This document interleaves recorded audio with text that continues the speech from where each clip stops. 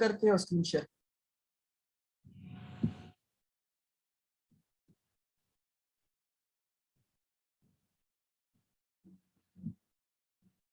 हम ये feedback removal के लिए हम काम कर रहे थे। तो अब इसमें बस बात ये है कि ये बाकी सारी चीजें तो ऑलरेडी मेंशन है, मुझे इसको सारा कॉपी करना है और इसी को यहाँ टाइप करता हूँ और इसी को एडिट करता हूँ।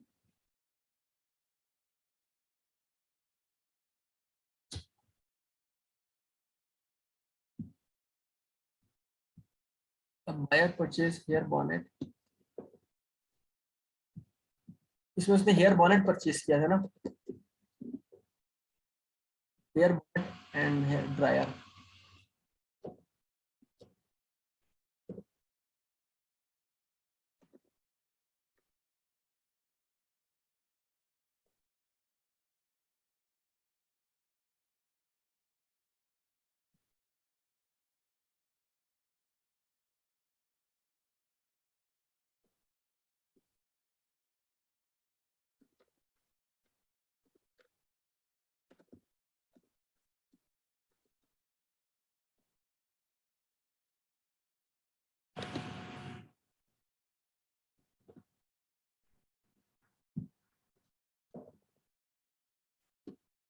जी जी बिल्कुल, इसको करते हैं किधर है भाई, sheet sheet.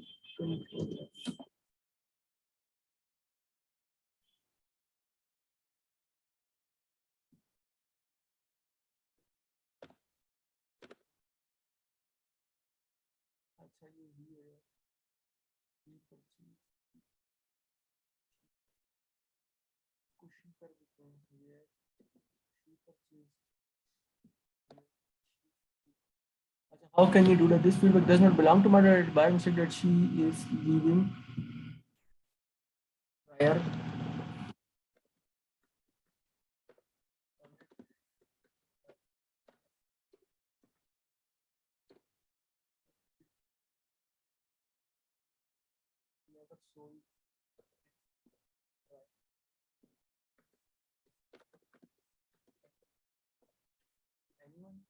Buyer matches following video clearly. Buyer की feedback किधर है भाई?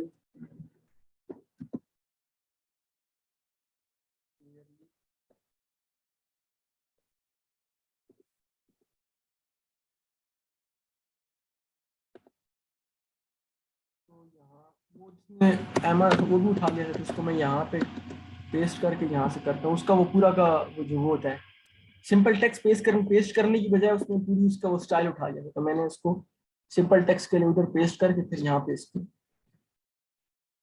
The hair bonnet is missing and dryer is not allowed, this order is for. अब हमारा ऑर्डर क्या था मैं वो भी मेंशन कर देता हूँ कि हमने क्या चीज शिप की। This order is for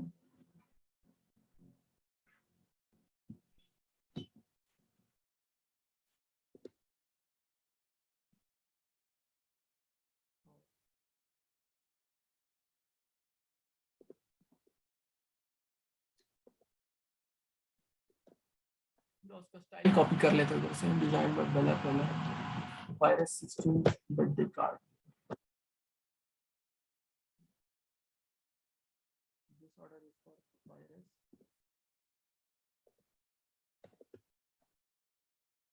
please review this and remove this, अच्छा fix your video.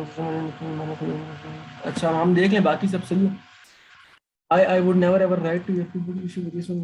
A buyer purchased hair bonnet and dryer from someone else and mistakenly left a feedback on this order. This order, she is greeting card from his buyer. Feedback. So, sorry यार sorry, कोई viral आया हुआ है, मुझे तो लग रहा है कोरोना वापस आया हुआ है, हमारे पूरे घर को हुआ है। She purchased a greeting card from us buyer and his feedback clearly mentions about missing hair bonnet and faulty hair. Still, your bot retained the feedback, and to my surprise, when manual review team has returned it as well. How can you do this feedback?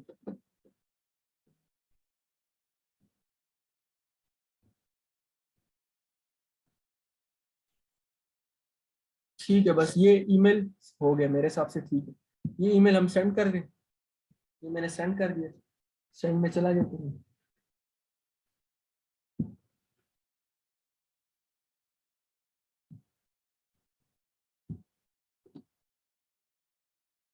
दोनों को चला गया।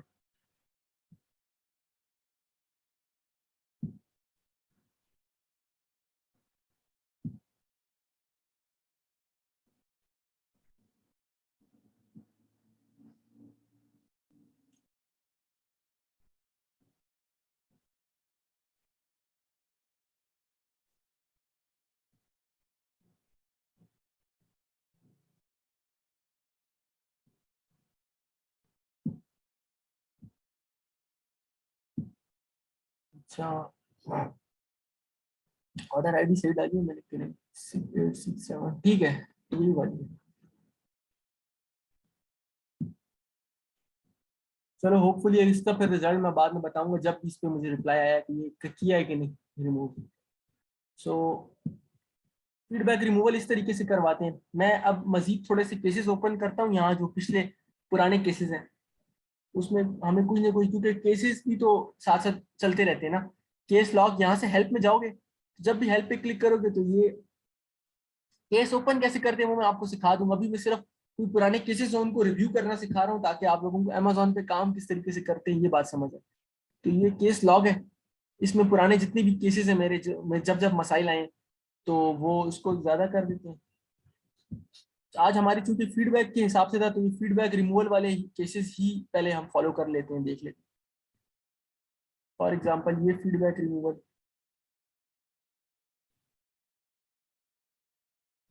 अच्छा देखो ये भी feedback थी, इस ऑर्डर पे थी, इसने ये भी रिमूव कर दी इन्होंने। ये ऑर्डर पे फीडबैक थी negative. We have reviewed your request for removal of feedback on order number this and found that the feedback is in violation of our policy. Accordingly, we have removed this feedback. So इन्होंने ये feedback भी remove किया। इसी तरह मैंने case open किया था, ये इस ऑर्डर पे फीडबैक थी, इस पे देखो आप इस तरह, video has not left your feedback in this order. Order भी पूरा सिक्योर है, $19 भी आए हुए हैं और कोई फीडबैक भी नहीं है, अकाउंट भी सेफ है। तो आप बाहर देख रहे हो कि एक्चुअली अकाउंट की जो परफॉर्मेंस है, यानी उधर फीडबैक सिस्टम है, उसमें आपको पॉजिटिव फीडबैक ही ज्यादा नजर आ रही है, क्योंकि जो मेजोरिटी गलत फीडबैक्स थी वो हमने रिमूव करवाएंगे। तो मतलब ये अब अकाउंट की असली शक्ल है। और अकाउंट होना भी इसी तरीके से चाहिए। आपने अपने अकाउंट को साफ, किसी भी 1 स्टार फीडबैक को आपने नेगेटिव नहीं लेना।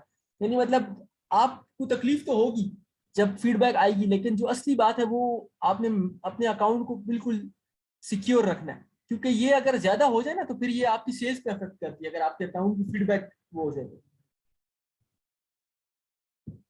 सो इसके अलावा और कोई केस हो तो मैं देखता हूँ यहाँ से केस लॉग से। फीडबैक वाले तो आपने देखे, देखो कितने हैं, 1 2 3, मैंने काफी फीडबैक रिमूव, इससे आपको पता चलता है काफी फीडबैक मैंने रिमूव करवाई है। 1 2 3 4 5 6 7 8, क्योंकि इतनी तो नेगेटिव आपको उधर नजर नहीं आ रही, जबकि इधर है।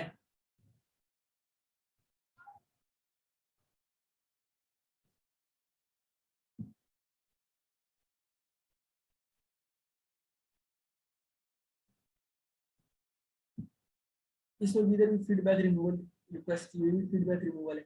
अच्छा इसमें ज्यादा आपको पुराना दिखाते नहीं है। फीडबैक हो गया, यूर मैसेज, देखो वो जेफ बीजो वाला जो मैसेज किया था उस पर उन्होंने इधर मेरे ख्याल से रिप्लाई दिया अकाउंट के अंदर। देखो ये जब मैंने उनको इधर किया था, तो ये देखो यहाँ से, अच्छा उसमें बड़े अजीब बात हुई थी, वो जो जेफ बीजो को वो जो फीडबैक सेंड की थी ना, तो उसमें आया my name is a member of this, we are unable to remove this feedback because the feedback you receive does not meet Amazon criteria for removal. तो मुझे कह रहा है कि फीडबैक रिमूवल क्राइटेरिया पे नहीं है, हालांकि ये उसी फीडबैक की बात कर रहा हूँ, सैनिटाइजर वाली पर। तो इसने फिर ये बात लिखी है, तो मैंने इसको इस पे आगे से लिखा है कि look my matter is very simple, buyer specifically mentions that we order this. He mentions about 5 sanitizer leaks. We didn't sell any sanitizers to anybody. So this feedback qualifies for removal because I am not responsible for some other seller. This is simply not okay that buyer is giving feedback for sanitizers on a card order. We don't sell any sanitizers at all. I am not liable for this feedback at all, as I haven't sold what buyer mentions in their feedback. and communication with buyer is not possible because Amazon gives error because buyer might have blocked communication. Amazon के system में buyer ने अक्सर communications को block किया होता है, यानी आप बायर के साथ राब्ता नहीं कर सकते, तो आपको फीडबैक रिमूव करवानी ही है. Kindly remove this feedback since we haven't sold what buyer mentions in their feedback. This is clearly not feedback for our cart order which we sold to this buyer. तो उसके बाद पहले वही यावियर जो था, ये यावियर ये कोई स्पेनिश होगा, तो उधर पहले कह रहा था कि ये रिमूव नहीं हो सकती, फिर कह रहा है कि ये हो जाएगी. My name is Javier and I am a member of Amazon Executive Brand Relations team. Jeff Bezos received your email and requested that I research this issue and respond on his behalf. I would like to offer my apologies as I missed this in my first review of the feedback. Even though कि जब मैंने इनको email किया ना, तो उसमें भी इसने मिस कर दिया वो बात कि मैं इसको क्या कह रहा हूँ कि भाई ये क्यों रिमूव करूँ, कि ये मेरी ऑर्डर की फीडबैक है ही नहीं. तो I will be processing the review of for removal, the feedback will appear as cross out on account. तो वो मसला खत्म हो गया. लेकिन ये कि इनके साथ आपने to and back and forth जाना इतनी आसानी से छोड़ना नहीं अगर आप हक पे हो. हाँ, अगर आपने ऑर्डर में गलती मारी हुई है ना और उसके बावजूद आपको फीडबैक मिली भी है और फिर आप उसमें उसको भी रिमूव करवाना चाहते हो तो वो फिर पॉसिबल नहीं है, यानी ये चीज मतलब फिर सही बात नहीं. तो ये इसमें तो ये कि अब आपकी गलती नहीं है साफ, उसमें तो आप अकाउंट पे हिट क्यों लो. यानी एक नेगेटिव फीडबैक का मतलब है कि एक हिट अकाउंट पे, एक नेगेटिव फीडबैक और एक अमेज़न का जो वो होता है ना A to Z क्लेम है, वो बराबर आपके अकाउंट को अफेक्ट करता है. इससे उसकी जो अफेक्ट आता है अकाउंट के मैट्रिक्स पर वो सेम है. तो आपने इस चीज को इतनी आसानी से छोड़ना नहीं है. और बंदा बैठा हुआ है, यानी मतलब सब कुछ ईमेल के थ्रू हो रहा है ऑनलाइन, तो आपको अगर 2 ईमेल करे साहब, हमारा कितना टाइम लगा होगा, 5 मिनट लगे होंगे ईमेल करने में. तो ऐसा भी नहीं है कि हमारा कोई बड़ा टाइम वेस्ट हो रहा है ये काम करते हुए. It's not a big deal. यानी आप अगर ये काम कर रहे हो और इतनी सेल्स आप कर रहे हो, आपका अकाउंट है या आपके कस्टमर का अकाउंट है, तो आप उसकी टेक केयर करोगे. तो ये बात होगी फीडबैक के हवाले से. अच्छा,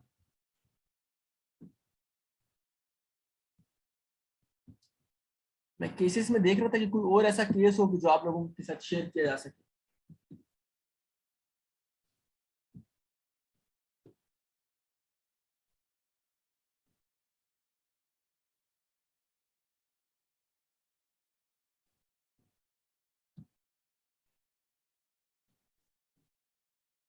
ये इशू ये था, देखो इसमें ये इशू आया था, ये एक ASIN था ना, ब्लू माउंटेन्स का वॉलेट कार्ड था. तो कोई ब्रांड आया था, इसको लिस्टिंग को हाईजैक करना कहते हैं. मैं इस ASIN को खोलता हूँ, मैं आपको दिखाता हूँ इसके साथ. अब पता नहीं ये ASIN एक्टिव होगा या इन्होंने इसको चेंज कर दिया, क्योंकि मैंने अमेज़न को लिखा था ना.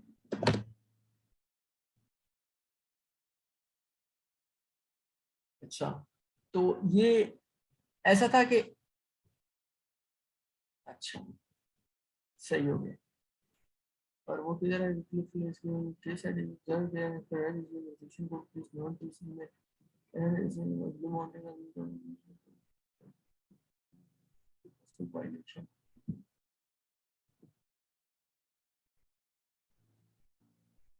अच्छा ऐसा था कि ये जो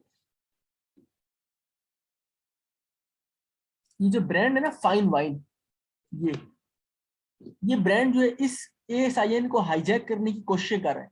यानी मतलब यहाँ अभी तो इसको अमेज़न ने अलग कर दी, इधर जो इसके ऊपर जो रेटिंग्स थी ना, उस वक्त ये प्रोडक्ट के ऊपर कोई 60-70 रेटिंग्स थी जिस वक्त मैंने केस ओपन किया था. और ये प्रोडक्ट एक्चुअली ब्लू माउंटेन का एक वॉलेट कार्ड था, जबकि ये इसने क्या किया इस ब्रांड ने कि चाइना से अपना प्रोडक्ट बना के, यानी बना के और जो अच्छा जो मतलब ऑलरेडी जो सेटल प्रोडक्ट था उसकी लिस्टिंग को हाईजैक करने की कोशिश की है. तो उसको लिस्टिंग को मैंने हाईजैक होने नहीं किया. यानी मतलब मैंने उसको ईमेल लिखा है कि भाई इसको इन लोगों ने ये किया, तो अमेज़न ने क्या किया कि इसकी सारी वो रिव्यूज भी रिमूव कर दिए. ये जो ASIN था ये इसी को असाइन कर दिया, और ब्लू माउंटेन वालों को जो जो अलग था उनकी जो उसको अलग रिटेन कर लिया. यानी जो ब्लू माउंटेन का कार्ड था, जो वॉलेट कार्ड था, उसको अलग से रिटेन कर लिया.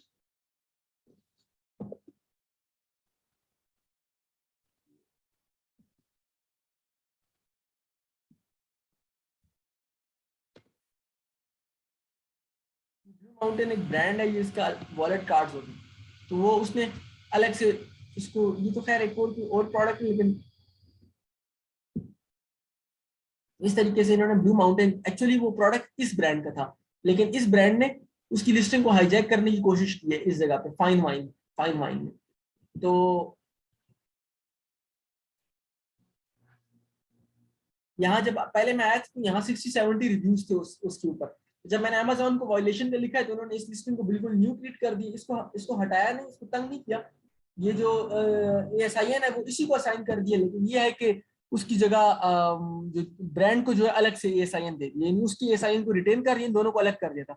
ये बेसिकली उसको उसमें उसने अपने आप को मर्ज किया हुआ था। ये चाइनीज होते हैं, इनको मुख्तलिफ हैकर्स टाइप होते हैं, इनको ये काम आता है कि हाईजैक करना और ये सब करना। तो ये करने की जरूरत नहीं है, ये कोई अच्छी टेक्निक नहीं है। किसी भी वो कोई सक्सेसफुल ASIN हो ना तो उसको हाईजैक करने की कोशिश करते हैं। अक्सर चाइनीज इन्वॉल्व होते हैं इस काम में, यानी उनको तैयार वो मिल जाएगा ना कि 60-70 रिव्यूज हैं। अब आप जब ऊपर देखोगे तो ब्रांड का नाम कुछ और होगा, नीचे रिव्यूज में वो किसी और प्रोडक्ट की बात कर रहे होंगे और पिक्चर और तस्वीर और नाम किसी और प्रोडक्ट का होगा। तो आप इस बात से समझ आएगी कि ये लिस्टिंग, ये हाईजैक लिस्टिंग है। और उसको ढूंढते किस तरीके से, यानी आज एक ब्रांड ने एक प्रोडक्ट बनाया ना, तो वो प्रोडक्ट, अब जो बड़े बड़े ब्रांड्स हैं तो उनकी तो प्रोडक्ट चेंज होते रहते हैं, उस प्रोडक्ट में 60-70 रिव्यूज आ गए, कल को वो प्रोडक्ट किसी के पास भी नहीं, वो आहिस्ता आहिस्ता डेड होने लग गया। तो ये जाके उस प्रोडक्ट को एडिट करने शुरू कर देते हैं मुख्तलिफ तरीकों से। उसको पहले लिस्ट कर देंगे, फिर लिस्ट करके उसको वो कर देंगे। अच्छा, एक केस मैंने ये बनाया था, उस पर ये था कि मैं एड चला रहा था, उसमें इंप्रेशन नहीं आ रहे थे। तो आप इस तरह अमेजोन से बात कर सकते हो कि मैंने कहा ad is not getting started और running at all, everything is alright, it's not getting impressions. यानी मतलब एक एड मैंने बनाई थी, वो इंप्रेशन नहीं ले रही थी। तो फिर मैंने अमेजोन को लिखा, तो इन्होंने फिर it's not running, everything is fine. मैंने कहा दोबारा से, तो I understand your concern regarding the campaign, upon which I would like to inform that the campaign was created on 10th of May, ये वो। फिर उन्होंने मसला हल किया। तो कोई भी बात होती है, आप मुख्तलिफ मसाइल के लिए अमेजोन को लिख सकते हो। कैंपेन मतलब ये एडवर्टाइजिंग, कैंपेन मैनेजर।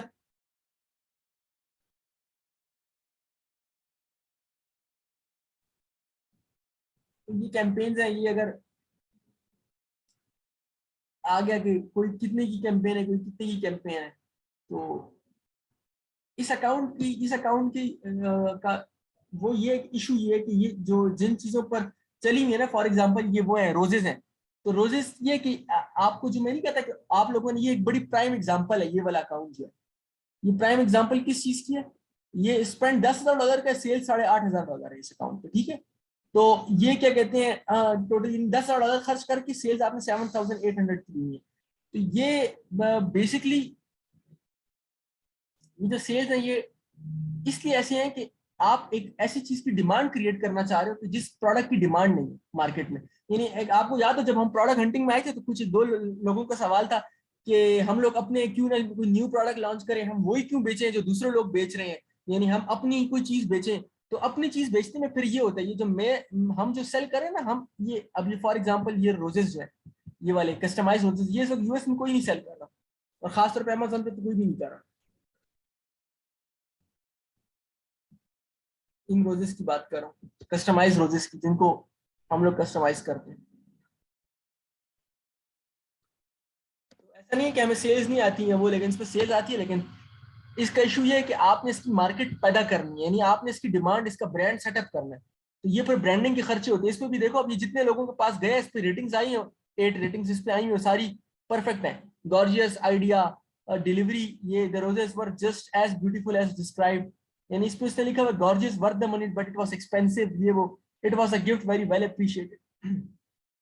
तो इसमें ये है कि रोजेस के पेटल्स के ऊपर ना, यानी उसके ऊपर मैसेज को टाइप करना, उस पर लिखना, उनको कस्टमाइजेशन करना। सो बेसिकली इसमें ये होता है कि कस्टमाइजेशन में, अब ये ऐसी चीज है कि ये है नहीं इसके ऊपर ऑलरेडी। यहाँ अगर आप इसमें वर्ड पे आप सर्चेस करोगे ना, कीवर्ड्स के ऊपर, तो आपको वो सर्चेस नहीं मिलेंगी। आपको सर्चेस मिलेंगी भी तो आपको फ्लावर के बुके तो मिल जाएंगे, लेकिन आपको ये बुके नहीं मिलेगा जो लोग कस्टमाइज कर रहे हैं। तो फॉर एग्जाम्पल फ्लावर्स बुके, अगर मैं फ्लावर बुके लिखता हूँ तो ये देखो बुके तो आ रहे हैं, लेकिन ये $45 का बुके कोई कितने का फ्लावर्स बेच रहा है यहाँ, लेकिन इसमें वो चीज नहीं है जो हम बेच रहे हैं। तो अब हम मार्केट से आउट जाके एक नई चीज इंट्रोड्यूस कर रहे हैं। तो जब भी आप कोई नई चीज इंट्रोड्यूस करते हो ना, तो उसके ऊपर मार्केटिंग का स्पेंड बहुत ज्यादा होता है।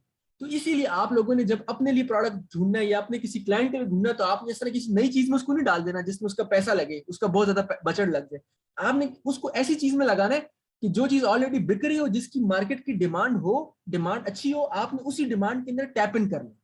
यानी उसी डिमांड को कैप्चर करना है जो ऑलरेडी लोग सर्च कर रहे हैं, आपने वही चीज बेचनी है ताकि आपका प्रोडक्ट भी बिके। आपने जस्ट दोबारा से व्हील को री इन्वेंट नहीं करना, यानी पहिए को दोबारा से बनाना नहीं है, बल्कि आपने वो उठा के वहां से बेचना है। तो अमेजोन का बस असूल है, अगर कोई भी चीज बिक रही होगी, चाहे वो गार्बेज है, चाहे वो जंक है, कुछ भी, अगर उसकी सेल्स अच्छी है, प्रॉफिट मार्जिन अच्छे है, तो आपने भी बेचना है। तो इस मार्केट का ये असूल है। बाकी ये कि अगर ब्रांड बनाने में मसला नहीं होता, लेकिन उस पर टाइम भी लगता है और खर्चे भी लगते हैं। ये मिसाल आपके सामने, एड स्पेंड आपके सामने है कि मतलब इस पे एड स्पेंड और ये सारे ये उसी पर है, यानी जो कस्टमाइज रोजेस वगैरह है ना उन पे। ये तो ऐसा नहीं कि उसमें सेल्स नहीं है, सेल्स भी है, लेकिन प्रोडक्ट को इंट्रोड्यूस करा रहे हैं। अब इसमें एक दो बार ऐसा भी हुआ कि कस्टमर रिटेन हुए। मैं आपको दिखाता हूँ। फॉर एग्जाम्पल वॉर 001 है ना,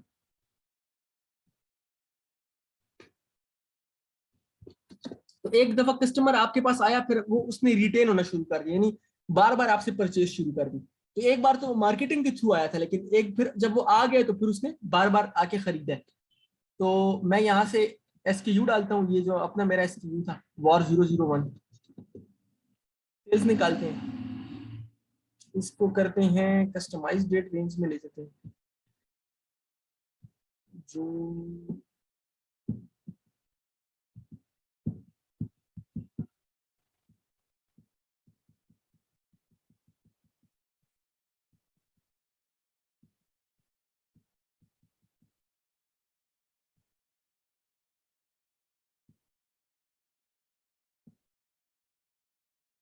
आज की क्या डेट है, जून 2022, 30 को ले लेते हैं ऐसे डायरेक्ट। वैसे ही रैंडमली मैंने किया ताकि खुल जाए।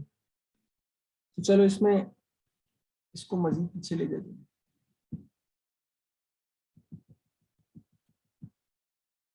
चलो एक पे ले देते हैं। सही है। तो चलो ये वाला जो एक पर्टिकुलर, ये सिर्फ एक ASIN है, तो इसके भी ऑर्डर जो है ना 79 ऑर्डर लिए हुए। लेकिन इसमें अब आपको मैं दिखाना ये चाह रहा था कि बाज लोग ऐसे हैं कि जिन्होंने बार बार आके लिए। अब देखो ये कैंडिस है, कैंडिस ने क्या कहते हैं, एक बार भी खरीदे, दूसरी बार भी खरीदे। एक बार कैंडिस आई है, उसने अपनी मर्जी पर, यानी वो हमें उससे सेल मिली है। दूसरी बार उसने वेंडी है, वेंडी ने देखो दो बार खरीदा है, यानी दो दो बार आके। इसी तरीके से एक और बायर होगा, ये एंड्रयू, इसने बार बार खरीदा है। ये बायर नहीं है, एंड्रयू, इसने ये एक बार आके खरीदा है और बार बार भी खरीदा है। मैं आपको एंड्रयू दिखाता हूँ। तो एक एक बायर जो है, तो वो आपको, आपने इंट्रोड्यूस कराया ना, उसकी वजह से आके खरीदा है, और दोबारा एक फिर आकर दोबारा खरीद रहे हैं। एक वो एक बायर ऐसा हो जाता है कि जो आपका दोस्त हो जाता है। कौन था वो जिसने, जोसेफ था मेरे ख्याल से। देखो जोसेफ के कितने ऑर्डर हैं, एक बार 89.99 पे खरीदा है, फिर ये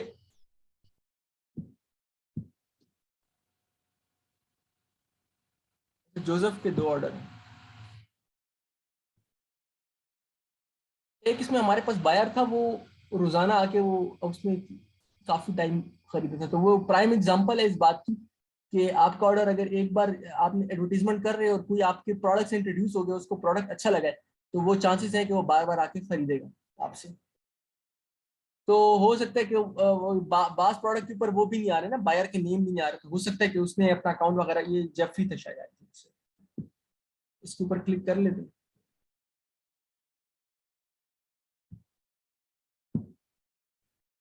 जेफरी, अच्छा, इसमें एक सर्विस होती है, उसमें पता चलता है। ये अपनी कोई इसकी वाइफ थी, एमिली नाम था असिस्टेंट, ये अपनी वाइफ के लिए खरीदता था अक्सर। सो इसने अकाउंट से डिलीट किया, वरना यहाँ आ रहा था कि किसी बंदे ने आपसे मल्टीपल टाइम खरीदा हो ना, तो उसमें आ रहा था कि आप इसको यहाँ चेक कर लें। सो अब कहने को ये प्रोडक्ट जो है, तो ये एक ही प्रोडक्ट, लेकिन ये बेसिकली आप इंट्रोड्यूस करा रहे हो मार्केट में, इस पे ये खर्चे होने दे। हाँ, इसके चार ऑर्डर हैं जेफरी के। ये देखो, इसने ये खरीदा हुआ, एक 8628 खरीदा हुआ, यानी मतलब 5/14/2020 को खरीदा हुआ है, एक 5/12/2020 को खरीदा हुआ है, एक 5/8/2020 को खरीदा हुआ है। तो ये बार बार आके रीपरचेज कर रहा था, तो इसने हमसे 4 बार परचेज किया सेम। फिर 2005/1/2020 को। सो जब तक इसकी गर्लफ्रेंड थी या बीवी थी, आई डोंट नो, जब तक उसकी बर्थडे नहीं आई, तो ये उस पर खर्चा करता गया। तो ये अब ऐसी चीज है, ये दिल वाली चीज है, यानी ये वो लोग खरीदेंगे जिनको कोई बहुत पैसा हो उनके पास, यानी एक्सपेंसिव आइटम है, और वो क्या कहते हैं, दिल भी रखते हो इन चीजों का। तो उस वक्त फिर जो है, तो इस तरह का प्रोडक्ट बिकता है। तो आप इस प्रोडक्ट की मार्केट की डिमांड आपको क्रिएट करनी है। तो इसलिए बस कहने का मकसद ये था कि आपने उन चीजों में हाथ नहीं मारना कि जिसकी आपको डिमांड क्रिएट करनी पड़े, क्योंकि वो फिर कॉम्प्लेक्स हो जाता है। आपने चीजों को सिंपल रखना है।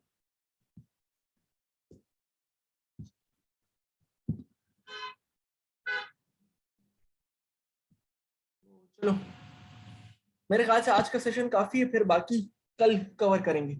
होपफुली कल अगर हीलियम मेरा अगर ठीक हुआ तो वो बाकी जो ASIN है उनको देख लेंगे, और उनको देखने के बाद जो है तो वो इंडेक्स चक्कर में जाके और वो सब, और बाकी आप लोगों को एक्सेस देना है मैंने, ताकि कुछ लिस्टिंग्स असाइन करनी है, और तबीयत मेरी सही नहीं थी इसलिए मुझे मौका नहीं मिला उसको करने का। मैं कोशिश करूंगा कि आज आप लोगों की एक्सेल शीट क्रिएट करके तो वो दे दूं आप लोगों को। किसी का कोई सवाल हो आज की क्लास के हवाले से?